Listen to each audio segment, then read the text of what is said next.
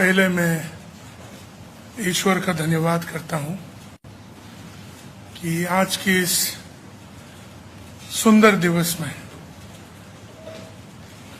इस महान स्थान में, माय होम इंडिया की इस कार्यक्रम हुल दिवस में भी मौजूद होने का यहाँ सौभाग्य मिला।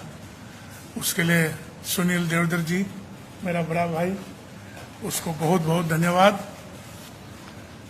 मंच में बैठे हुए हमारे झारखंड का पूर्व मुख्यमंत्री श्री बाबूलाल मरांडी जी,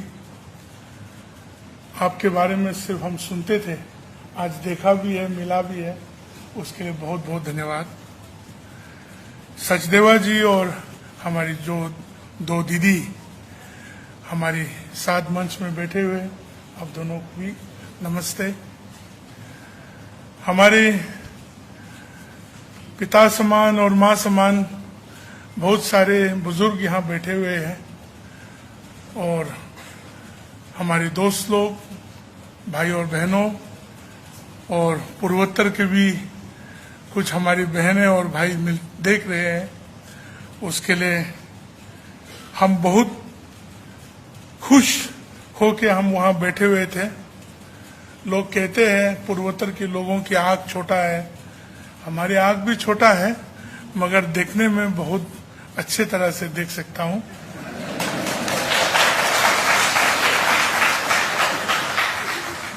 छोटे आँख होने से एक फायदा है, गंदगी कम घुसते हैं और बहुत कभी कभार मंच में बैठे हुए लंबा जब कार्यक्रम चलते हैं, हमने एक तरीका से सो भी जाते हैं, तब किसी को मालूम नहीं पड़ते कि वो सो रहे या जाग रहे।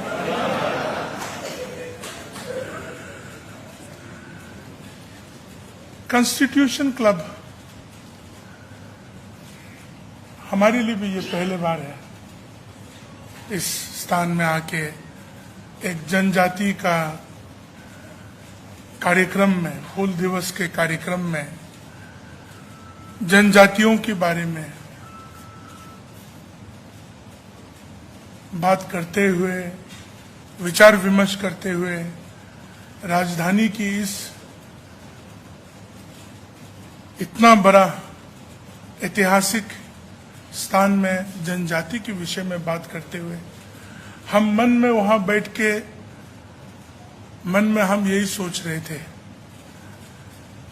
कि ये दिन अगर 1947 के बाद थोड़ा जल्दी देखा होता तो जनजाति के साथ इतना सोच विचारों को देश के साथ मिल के जाने में मुश्किल नहीं होता। ये बहुत भावना वाला बात है हमारे लिए। कहते हैं कि हम लोग जनजाति हैं। बहुत बार अगर हम अपने विषय में, अपने सोच विचार के बारे में हम बताएंगे तो आप सोचेंगे कि भाजपा का अध्यक्ष है नागालैंड का, तो वो भाजपा वाला बात बोल रहा हो, मगर वैसा नहीं है। हम एक हिंदुस्तानी होने वाला बात बोल रहे हैं।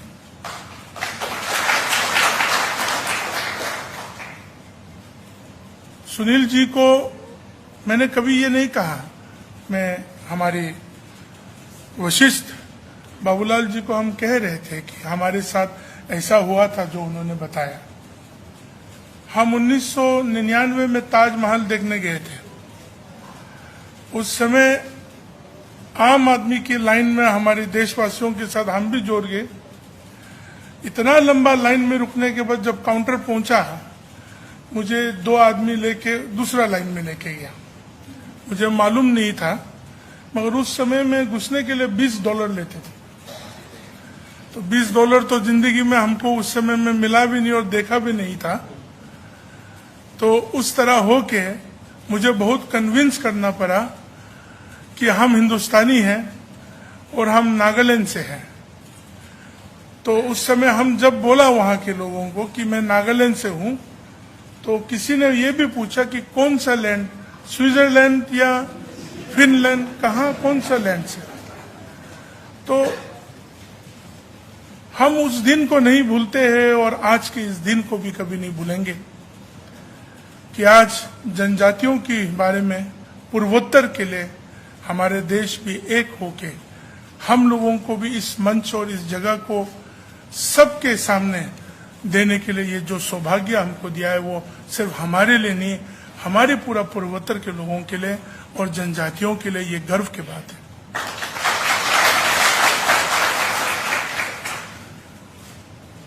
छोटी छोटी बातें हम याद करना चाहते हैं। हम बड़े बड़े बातों को लेके दिल्ली वासी के सामने हम रखना नहीं चाहेंगे, क्योंकि हम लोग छोटे छोटे गांवों में रहने वाले जनजाति है और हम पहाड़ की चोटी में रहने वाले, जंगलों में रहने वाले जनजातियां हैं।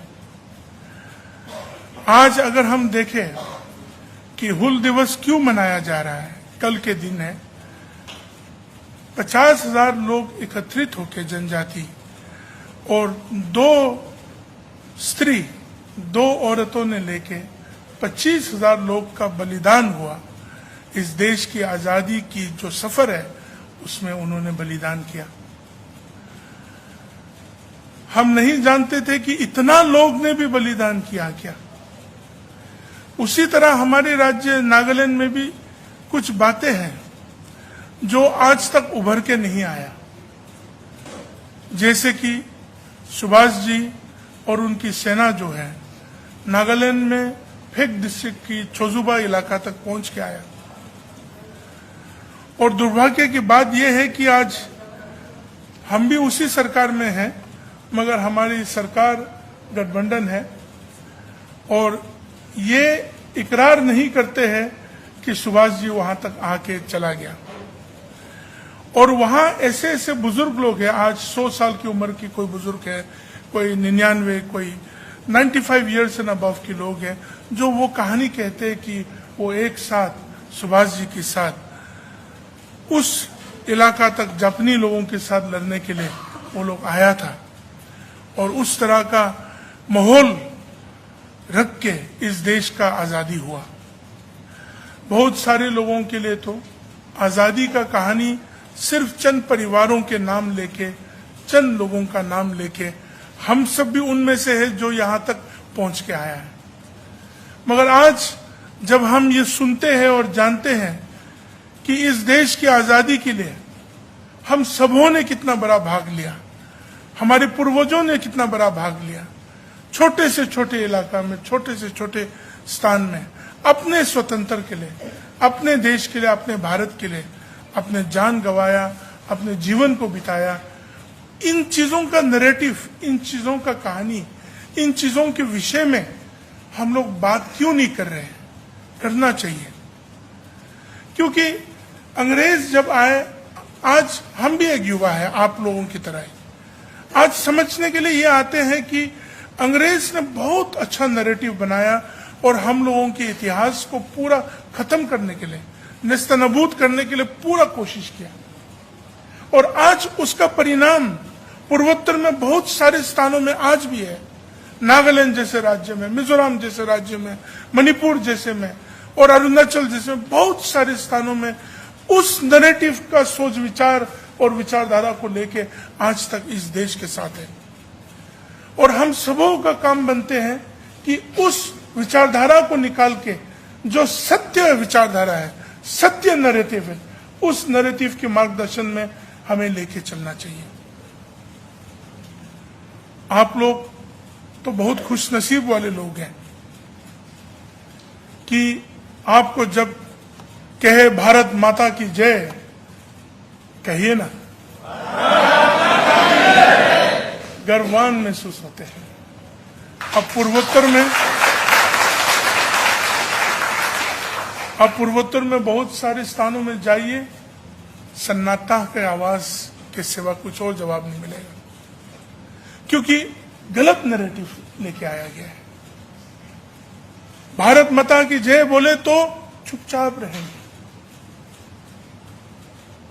आज भी ऐसे स्थाने हैं जहां आप भारत के ध्वज को लहराना चाहेंगे तो आप अकेला हो जाएंगे, आपके साथ देने वाला नहीं रहेंगे। यहां तो रिपब्लिक डे और इंडिपेंडेंस डे के बाद तो आप तो फेंक देते हैं नाले में या डस्टबिन में छोड़ देते हैं। तो हम लोग तो कभी सोचते हैं कि आप लोग तो सौभाग्य है कि आप लोग यहां अपने इतना विशाल देश के साथ इतना स्वतंत्रता से आप जी रहे हैं, फिर भी उन नैरेटिवों को अभी तक सुधरने के लिए हम सबों का कोशिश नहीं हो रहा है। आज माय होम इंडिया जिस प्लेटफॉर्म से देशभक्ति के लिए, देश के लिए, राजनीति के लिए नहीं, सिर्फ राजनीति के लिए नहीं है, देश के लिए, अखंडता के लिए जो कार्यक्रम कर रहे हैं, जो काम कर रहे हैं। कोविड के समय में हमने देखा हमारी सुनील देवधर जी और उनकी टीम किस तरह पूर्वोत्तर के लोगों को और पूरा देश के लोगों को किस तरह फैसिलिटेट कर रहा था। कितना तकलीफें गुजरना पड़ा, फिर भी कभी पीछे नहीं हटा, साथ देके हमारे बच्चों को, हमारे भाइयों और बहनों को हमारे राज्य तक पहुंचाया। उसके लिए माय होम इंडिया को भी बहुत बहुत धन्यवाद। क्योंकि जब पूर्वोत्तर की बच्चे भाइयों और बहनों बाहर निकलते हैं ना, बहुत डर डर के भेजते हैं, बहुत डर डर के भेजते हैं। कुछ तकलीफ होगा तो कौन उनके साथ देंगे, कुछ प्रॉब्लम होगा तो उनको कैसे समझेंगे। फिर भी पढ़ाई लिखाई के लिए और जो अपॉर्चुनिटी इस देश दे रहा है, अब हमारा देश दे रहा है, उन अपॉर्चुनिटियों को देख के, उन चीजों को महसूस करने के लिए, उन चीजों में रहने के लिए इस देश में हमारी पूर्वोत्तर की देश के लोग भी यहां आते हैं। आप लोग संभाल के आपकी बेटी और बेटियां और भाइयों को, आपके बच्चों को जो पूर्वोत्तर से आते हैं, मेहरबानी करके आप लोग उन लोगों को संभाल के आपके घरों में, आपकी कॉलोनियों में आप साथ दीजिए। थोड़ा सा देख रेख में थोड़ा बदलाव होगा, थोड़ा सा खान पान में थोड़ा अलग होगा, मगर मन तो एक ही होगा।